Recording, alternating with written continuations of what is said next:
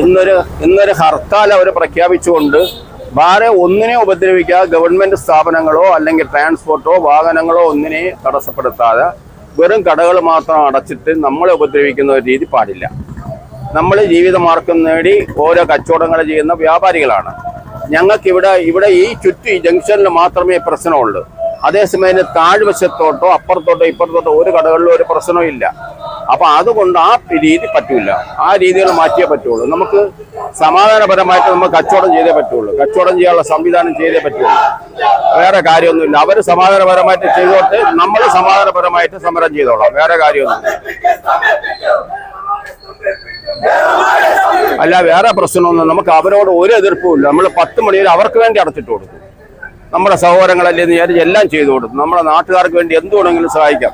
പക്ഷെ ആ കൂട്ടത്തിൽ നമ്മളെ ഉപദ്രവിക്കുക എന്ന് പറഞ്ഞാൽ ഭയങ്കര പാടാണ്. നമ്മളെ ജീവിതമാർഗം, നമ്മൾ കടയിലേക്കുന്ന 10-16 തൊഴിലാളികളുണ്ട്. അവരുടെ ജീവിതമാർഗം ആര് കൊടുക്കും? നമുക്ക് പറഞ്ഞ നഷ്ടം ആര് തരും? ഒരു ഗവൺമെന്റ് ഒരു സഹായവും വ്യാപാരികൾക്ക് ചെയ്യുന്ന പരിപാടിയില്ല. വേണമെങ്കിൽ നമ്മൾ സ്വന്തമായിട്ട് ഉണ്ടാക്കി ജീവിച്ചോളണം. ആ കൂട്ടത്തിൽ കൂടെ ഈ കടയടപ്പം കൂടെ വന്നാൽ പിന്നെ എന്ത് ചെയ്യാനാണ്? നമുക്ക് ജീവിക്കണ്ടേ? നമുക്ക് ജീവിച്ചല്ലേ പറ്റുള്ളൂ. നമ്മൾ അവരാരെയും ഉപദ്രവിക്കുന്നില്ലല്ലോ.